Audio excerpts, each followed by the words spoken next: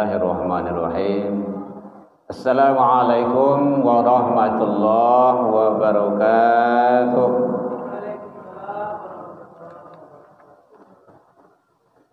Alhamdulillahilladzi hadana wa li hada wa ma kunna linahtadiya laula an hadanallah. Asyhadu an la ilaha illallah wahdahu la syarika lah.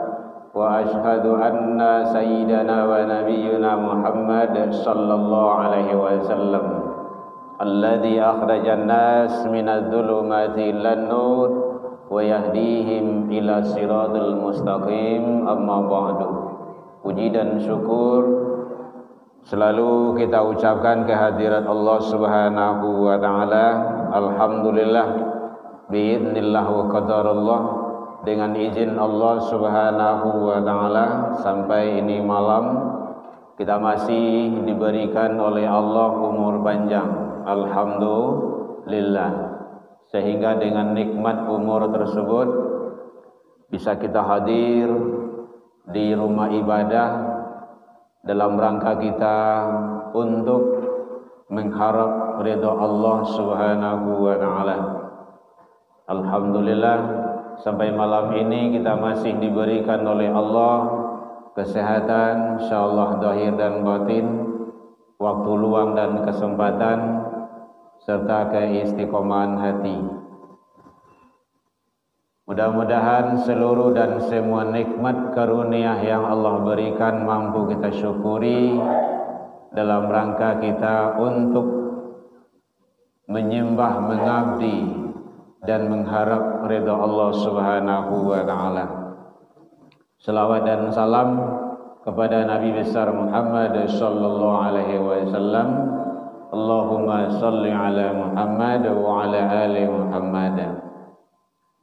Bapak Ibu pengurus Masjid Ikhlas yang sama kita hormati, Bapak Ibu tokoh masyarakat, tokoh agama, tokoh pendidikan, orang tua kami, anak-anak kita yang hadir bersama kita, rahimakumullah. Alhamdulillah, kembali malam ini kita diizinkan Allah ketemu dalam majelis ilmu. Kajian kita majelis yang sangat luar biasa, yang mulia, yang agung, yang selalu mendapat ridho dari Allah Subhanahu wa taala. Tempat yang sangat dimuliakan oleh Allah di permukaan bumi ini adalah masjid. Apalagi kalau masjid itu ada majelis-majelis ilmu. Jadi masjid bukan hanya untuk sholat, tetapi ada kajian-kajian keilmuan seperti malam ini. Jadi yang Allah lihat itu bukan siapa penceramanya, yang Allah nilai itu apa materinya, bukan. Yang Allah nilai itu berapa banyak jumlah yang hadir, bukan itu. Tetapi yang dihitung, yang dinilai oleh Allah adalah langkah kaki Bapak Ibu yang datang kemari. Semakin banyak langkah kaki awak, semakin tinggi dan semakin hebat nilai kita di sisi Allah Subhanahu wa taala. Jadi oleh sebab itu datang ke rumah saji agak banyak selangkah bu.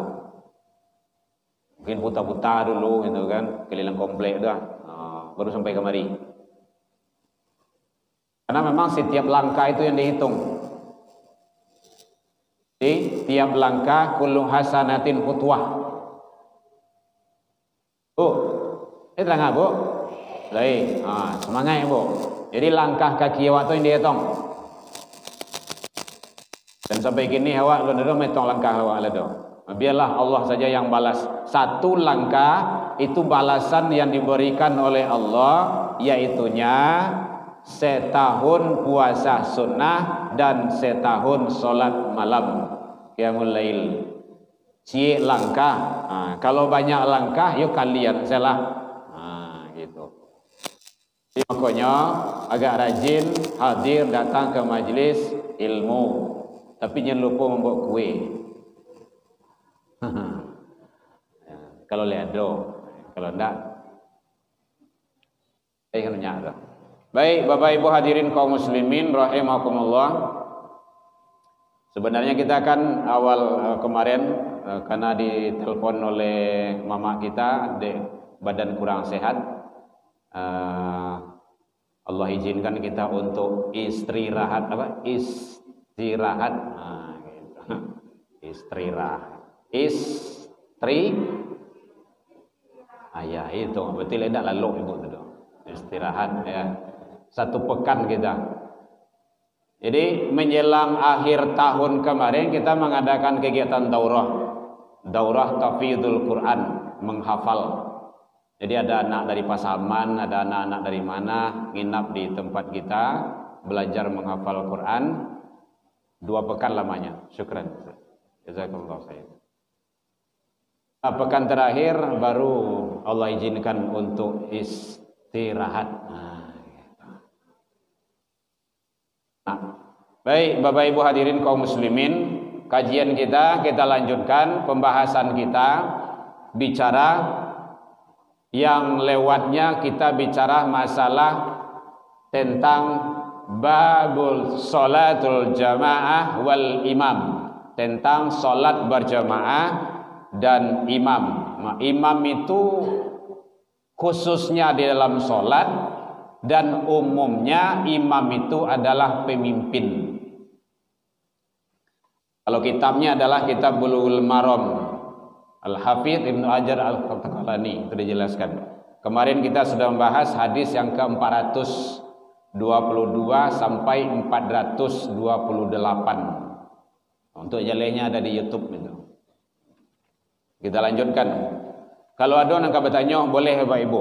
Nanti kita kaitkan sedikit nanti karena kita akan menjelang pemilihan umum.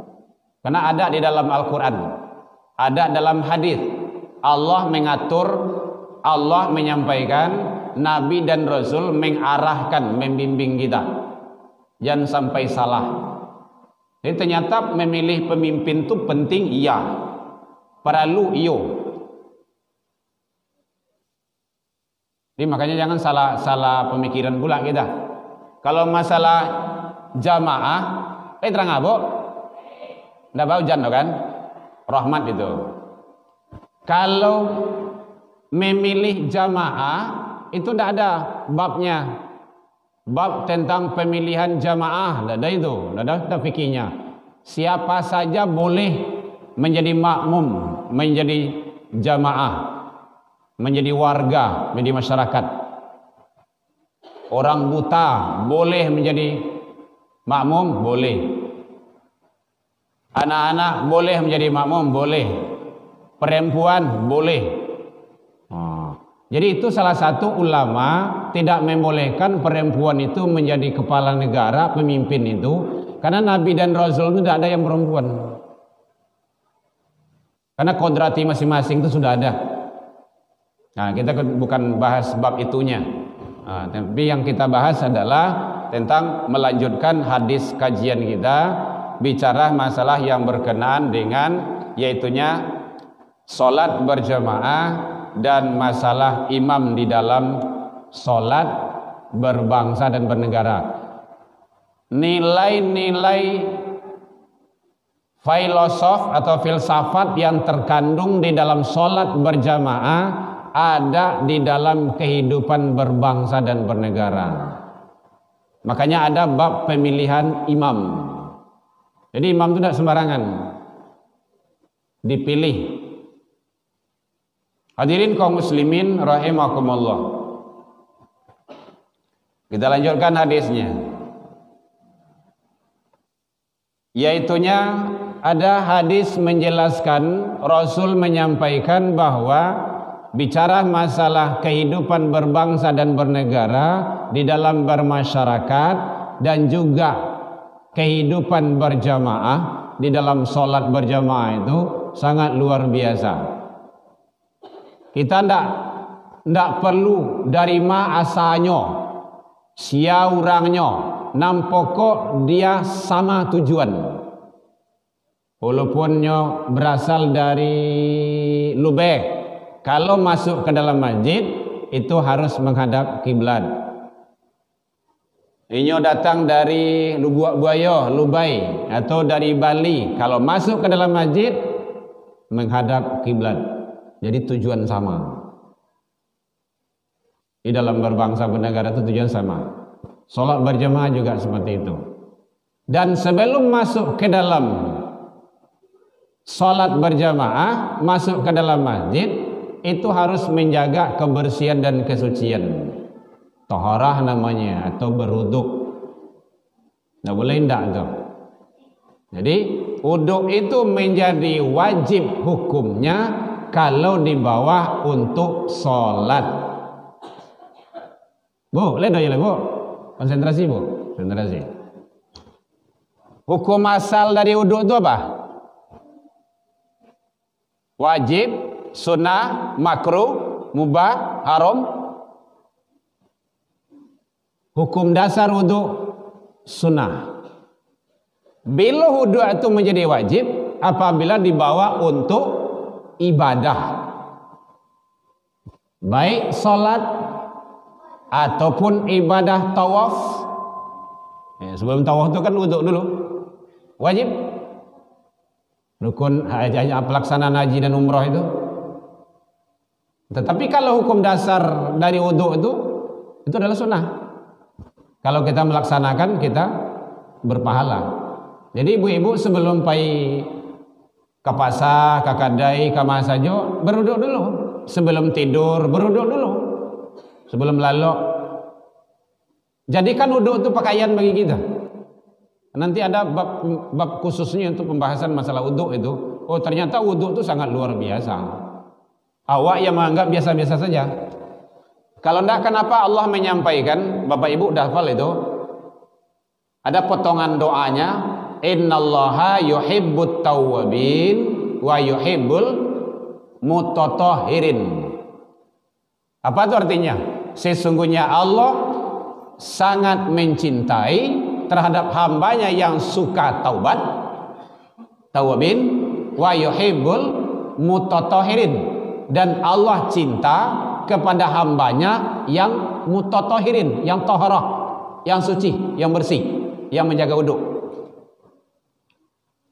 Jadi anak-anak semuanya kalau ada mau pergi sekolah, pergi ke kampus, pergi ngajar, pergi kemana saja, berwudhu dulu. Dari rumah ke masjid berwudhu dulu. Nah, kalau ingin berwudhu awak sampai di masjid, silakan, tidak apa-apa. Boleh, boleh. Wudhu tadi tidak batal dok. Kita mau wudhu lagi, boleh. Bagus. Oh, kalau dibawa langsung sholat, wudhu tadi itu boleh, boleh, sah. Kalau wudhu tidak, batal, batil. Nah, gitu. Itu ilmunya. Jadi makanya ada innallaha, inna, sesungguhnya Allah mencintai. Kalau ingin dicintai Allah, ingin disayangi Allah, jaga wudhu. Nah, itu pentingnya itu. Jadi sebelum masuk ke dalam masjid, sebelum sholat berjamaah, jaga wudhu. Kan hebat tuh. Bapak Ibu hadirin kaum muslimin rahimakumullah. Kemudian ini ada hadis yang menjelaskan dari Umar bin Salamah. Beliau berkata, Rasulullah sallallahu alaihi wasallam bersabda bahwa faedah apabila seseorang itu datang pelaksanaan salat berjamaah, hadaral salatul, untuk pelaksanaan salat berjamaah itu, maka kata Rasul, ahadukum wal yu'ammakum aktsarahum Qur'ana. Janganlah membaca bacaan salat itu, kalau kita menjadi imam, bacaannya yang terlalu panjang. Kenapa? Karena kata Rasul, jamaah yang di belakangmu itu beraneka ragam bentuk, model, ataupun bermacam-macam ragamnya. Ada anak-anak, ada orang tua, ada yang sakit-sakitan, ada yang lamoh tagak, sakit kaki, membarah.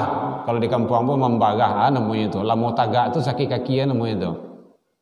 Ada yang asam urat ndak bisa tahan lama. Ada yang sakit penyakit kepala, lamu sujud.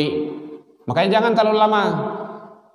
Dalam hadis yang lain, idza amma ahadakumun nas falyukhaffif. Apabila kamu mengimami di antara manusia, maka segerakan. Segerakan itu artinya jangan terlalu lama. Kecuali kalau salat awak tu salatlah sepakai untuk lama. Bu, boleh terang Bu? Contoh salat sepakai untuk lama. Biasanya pagi Jumat itu kan ada awak sujud tilawah. Pak ya?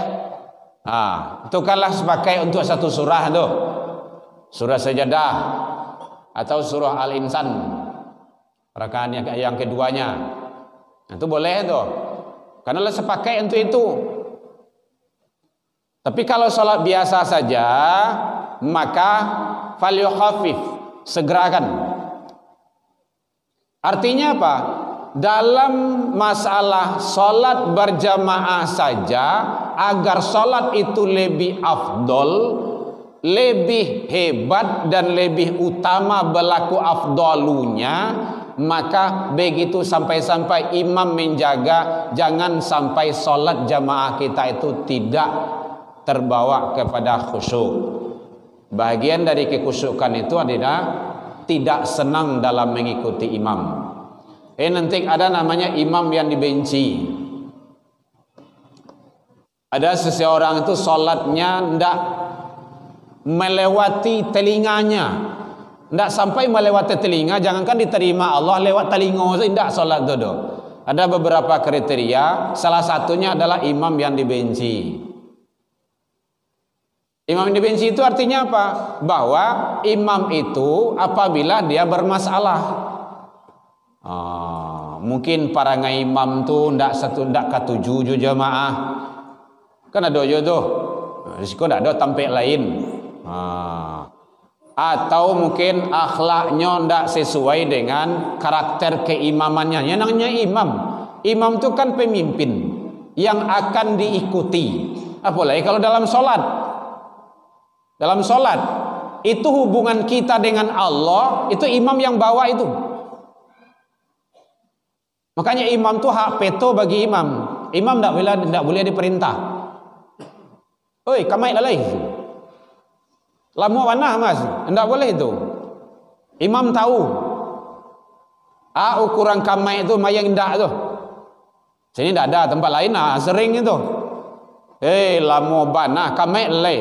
Ingat Bapak Ibu, salat ndak boleh, ibadah ndak boleh dilalai-lalaikan, betul? Betul kan? Betul. Di dalam salat tidak boleh tergesa-gesa dan terburu-buru.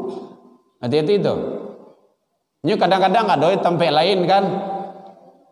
Kamat 5 menit setelah azan. Azan sampai mini. Mau kata untuk salat sunat. Oke, azan itu gunanya untuk apa, Bapak Ibu? Azan untuk memanggil orang sholat berjamaah. Memanggil, ingat itu. Memanggil. Jadi waktu masuk, kumandangkan azan. Nanti orang kumpul. Coba kalau tidak ada orang azan di masjid, paling datang cik berdua pengen mencalik saja itu. Lai sembahyang orang kok. Hanya pulang lelai? Tidak ada. Tadi le salat jamaah, tidak batu, tidak ada orang azan doh.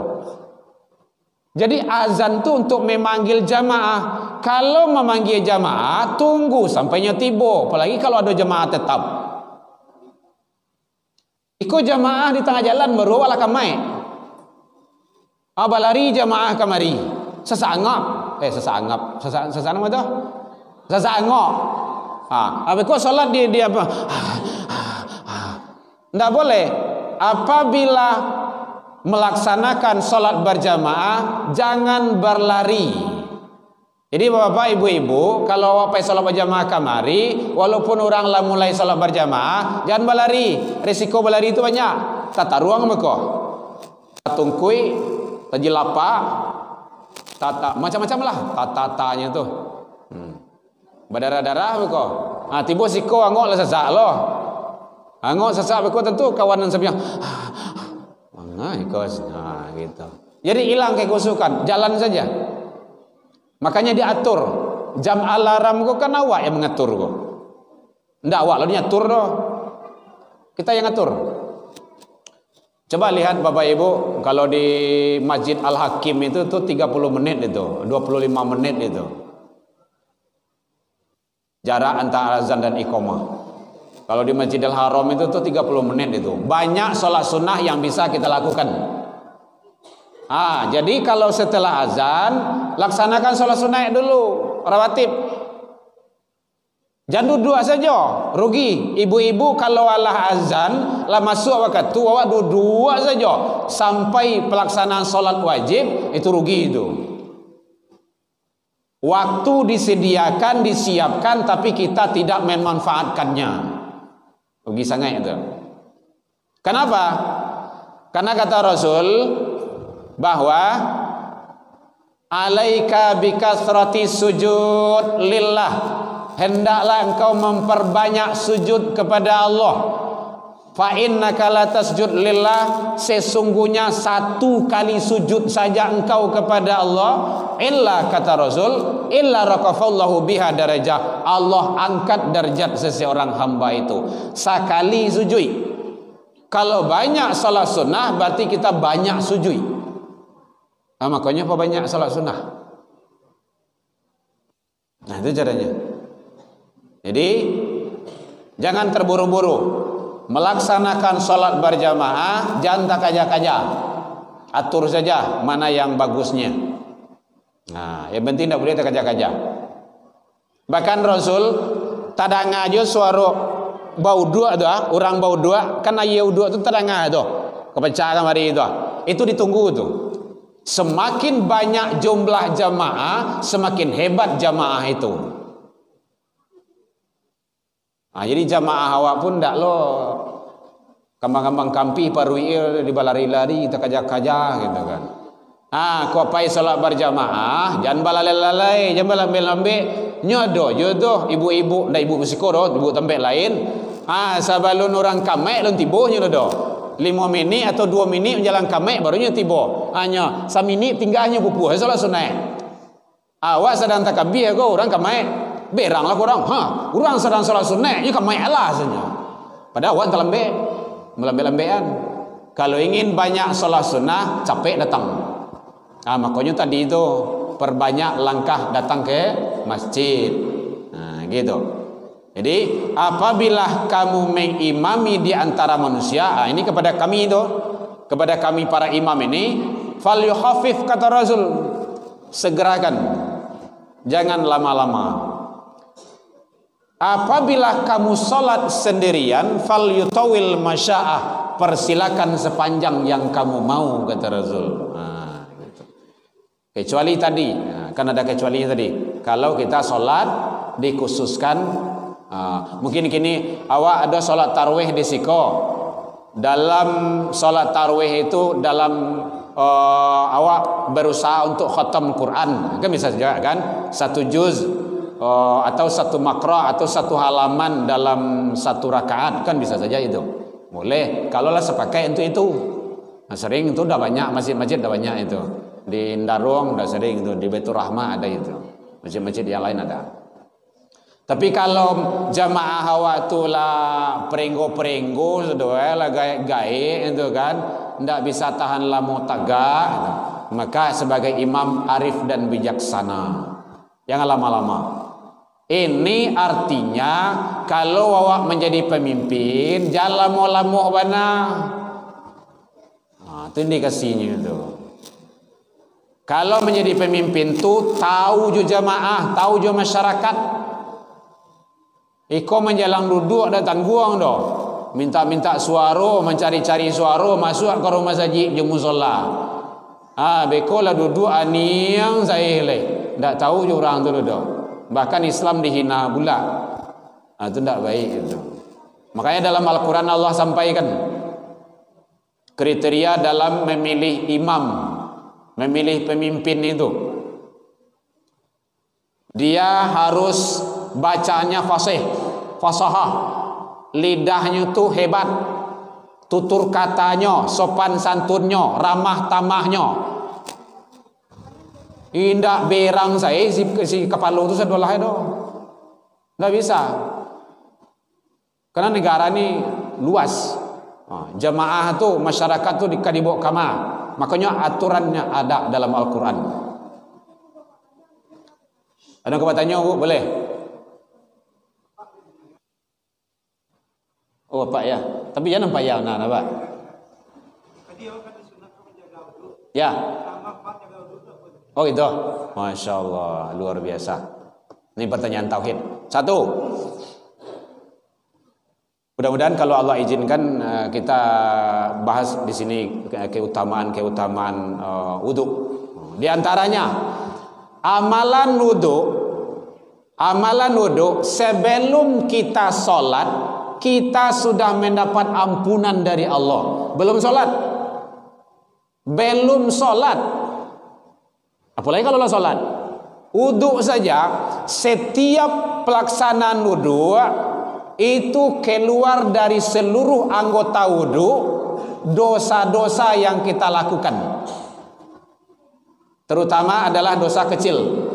Kalau dosa besar itu taubat kepada Allah. Kalau utang bayar.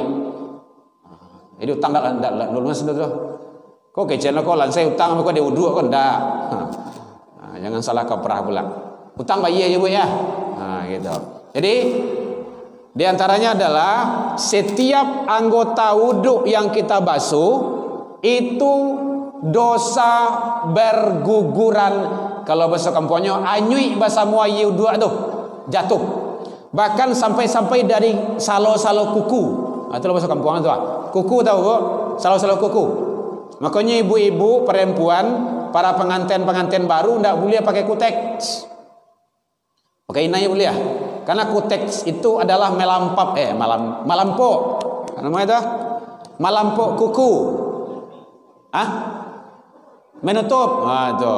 Ini kadang-kadang bahasa Minang dibawa Indonesia kan repot gitu kan.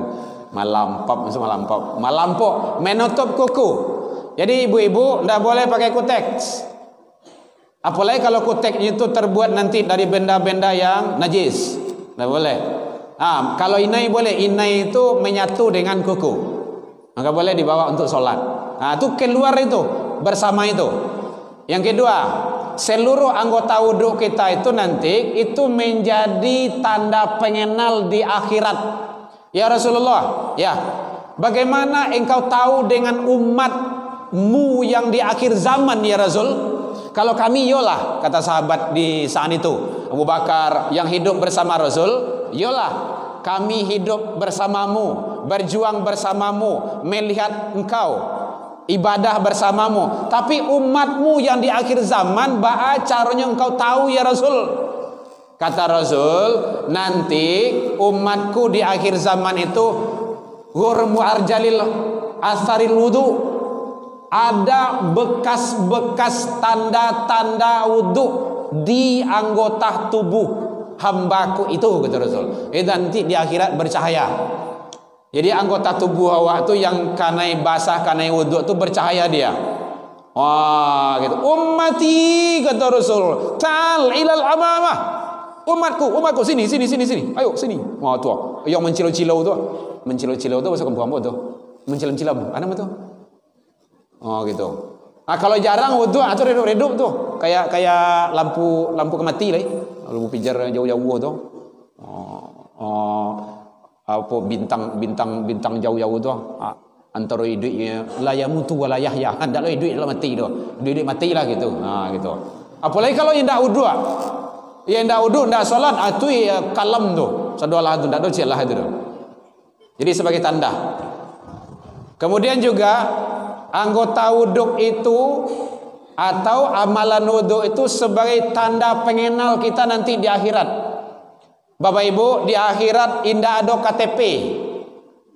Indah ada KK. Indah ada kartu KIS.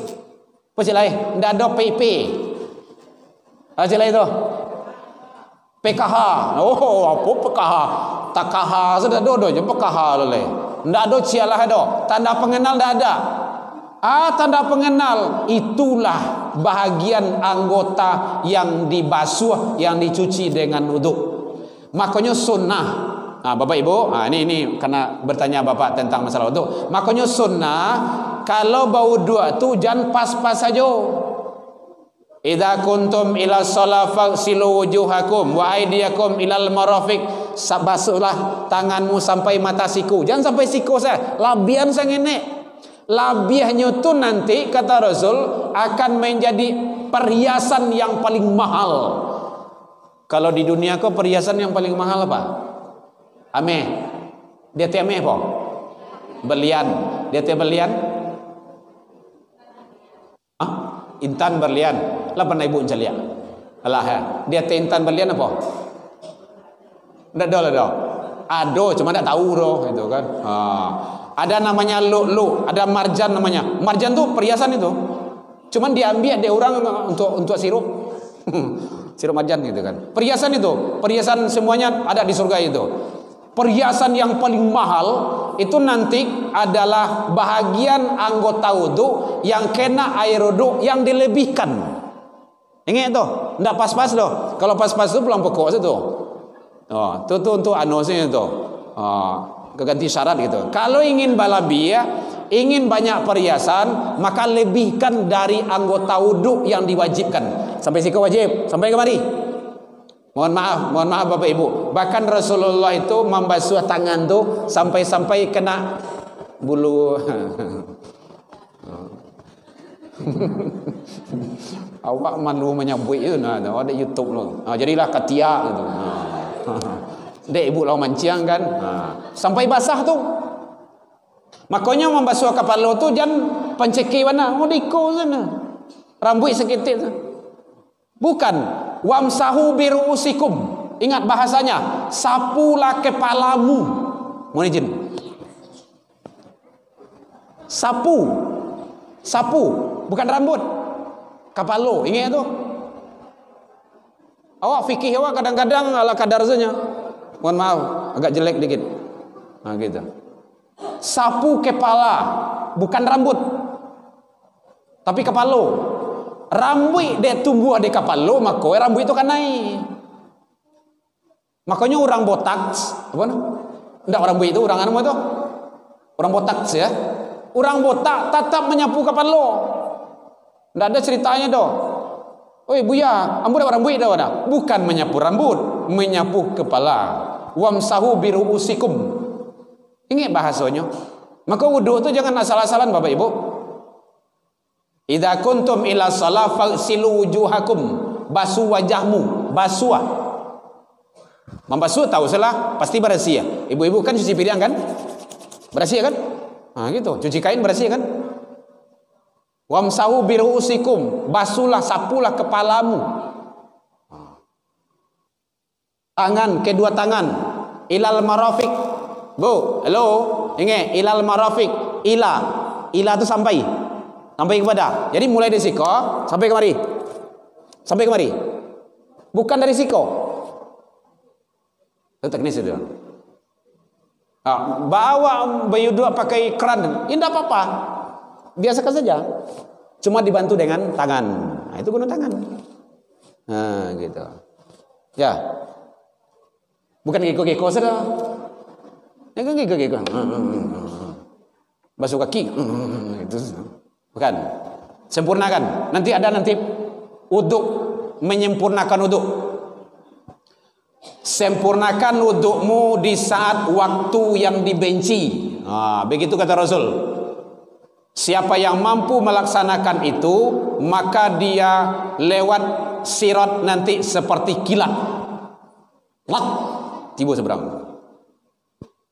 Kapan waktu dibenci itu? Saat dingin. Saat awak takut kena iya. Ada takut kena iya. Kamu kambing. Kan ada saat-saat awak menggigih dingin bana gitu kan. Awak sempurnakan wuduk di situ. Masya Allah, luar biasa. Karena memang Allah menilai itu bukan pelaksanaan yang biasa-biasa, tetapi tantangan yang punya. Kalau semakin hebat, semakin tinggi tantangannya, maka nilai dan kualitasnya semakin hebat di sisi Allah. Ya Pak ya, banyak kaifiatnya. Bahkan bapak ibu tadilah bau dua dari rumah, sampai di rumah saji, awak ingin bau dua balik. Uduk tadi masih sah, boleh dipakai untuk solat maghrib, boleh. Tapi awak uduk balik, itu uduk di atas uduk namanya itu. Kalau solat berjamaah berapa nilainya? 27. Kalau uduk di atas uduk tadi dibawa, kemudian awak beruduk balik, uduk tadi tidak batal doh, uduk di atas uduk namanya itu 50 derajat nilainya. Luar biasa. Dalam Ihya'u Ulumuddin Imam Al-Ghazali, babul wudhu dijelaskan di situ. Jadi makanya jangan segan-segan, jangan malas-malas untuk berwudhu. Uduk tadi itu kan masih bisa awak pakai untuk sholat isya doh, kalau tidak batal. Tapi awak uduk lagi, itu uduk atas uduk namanya itu. Luar biasa nilainya. Oh, uduk tadi masih boleh dipakai? Boleh, silakan, tidak apa-apa. Udah San? Udah? Hah? Oh, ada titipnya ya? Ada titipnya. Nah, ya Pak ya. Jadi sangat banyak sekali kaifiat, fadilah dan keutamaan wudhu itu. Hadis-hadis yang menjelaskannya dan sangat luar biasa. Sebelum sholat saja kita sudah mendapat ampunan dari Allah Subhanahu wa taala. Bahkan andaikan awak dari rumah Allah bawa dua pai ke rumah saji, tahu-tahu dalam perjalanan kita meninggal dalam keadaan wudhu tadi, fi sabilillah, bapak ibu mendapat pahala fi sabilillah. Luar biasa. Itu gunanya ilmu awak itu. Kalau rajin awak datang ke Rasulullah kan banyak mendengar awak. Kalau ingin melihat referensinya boleh dilihat di dalam kitab hadis, banyak itu dijelaskan itu. Tapi ambil tentang babnya, babul wudhu, bab wudhu, keutamaan wudhu. Hanya luar biasa. Yang lain ibu ada tanya? Oh ya Pak, sebentar. Ya, menyapu kepala. Ya. Perempuan sama menyapu kepala juga. Kadang-kadang pada siku orang peceke we. Ikut sih maksud setiapnya. Gitu. Malah yang aneh harus ujung rambut ya, ada rambutnya panjang, ujung sih basuh tu gitu. Takut kue rusak apanya gitu kan. Enggak boleh. Di sana baca saja itu Al-Qur'an itu. Surat apa itu? Idza kuntum ila shalah faghsilu wujuhakum wa aydiyakum ilal marafiq wamsahu bi ru'usikum, sapulah kepalamu. Jadi bukan rambut, kepala. Rambut tumbuh di kepala, tu saja tu. Makanya rambut itu kan naik. Tiga kali itu sunnah. Tapi yang wajibnya tadi itu 3 kali sunnah. Kemudian baca ini itu sunnah. Jadi sama, perempuan dengan laki-laki sama dalam pelaksanaannya. Atur saja. Yang penting menyapu itu dengan tangan ya Bapak Ibu ya. Ndak buat dosa ke keran tu doh. Beko dia ingin capek kok. Gitu suka. Dingin gitu, cool, bukan itu. Ya, kita wudu dengan tangan. Karena Allah masih memberi tangan sama kita. Ya Bu, silakan Bu. Ya Bu.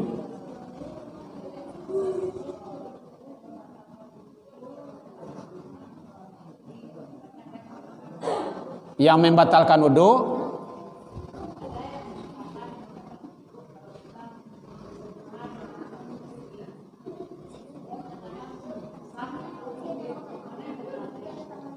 itu ya Bu ya. Itu para ulama dalam menafsirkan aula mastumun nisa, menyentuh perempuan.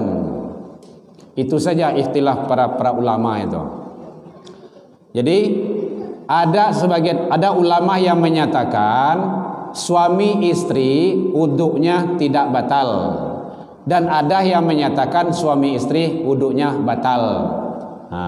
Gitu.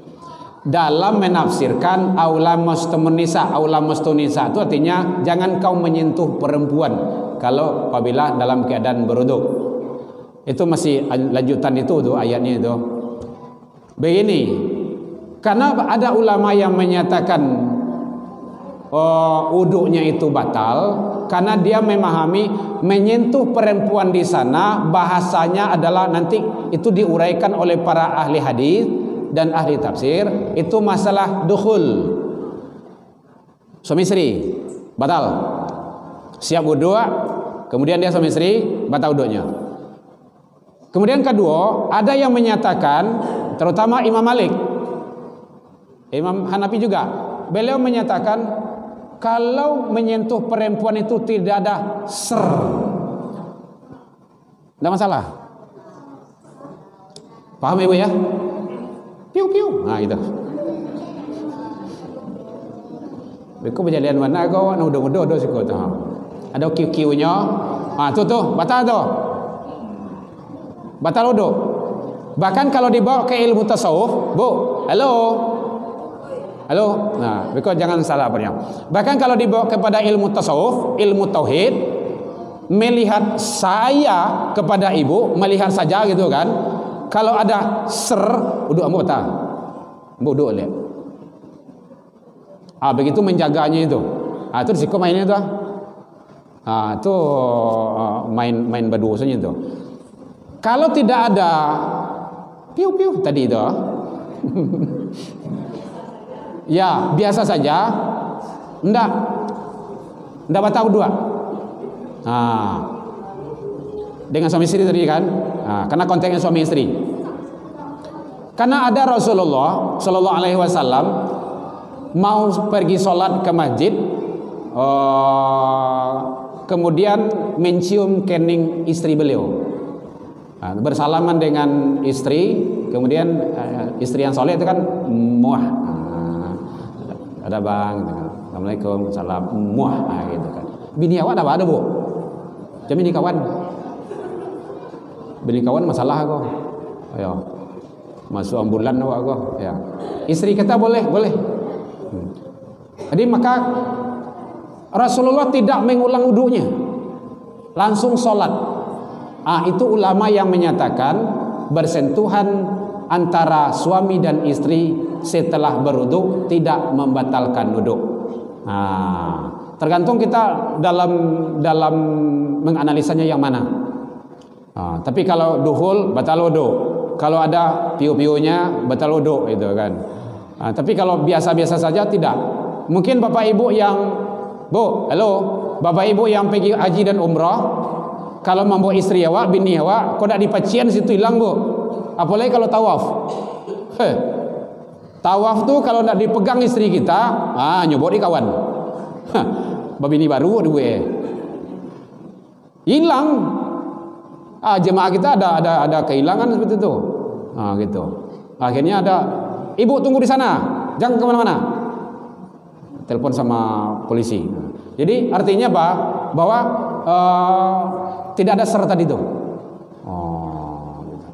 Jadi itu ulama menafsirkan dalam masalah ayat aula mastumun nisa, menyentuh perempuan setelah berwudu itu. Gitu. Kecuali kalau yang bukan mahram ya. Baik Bapak Ibu, demikian saja, mudah-mudahan bermanfaat bagi kita bersama dalam menjalani kehidupan. Mari kita Bapak Ibu, kita istiqomah selalu untuk di atas ridha Allah Subhanahu wa taala. Ila liqa fastabiqul khairat, wabillahi taufik wal hidayah. Wassalamualaikum warahmatullahi wabarakatuh.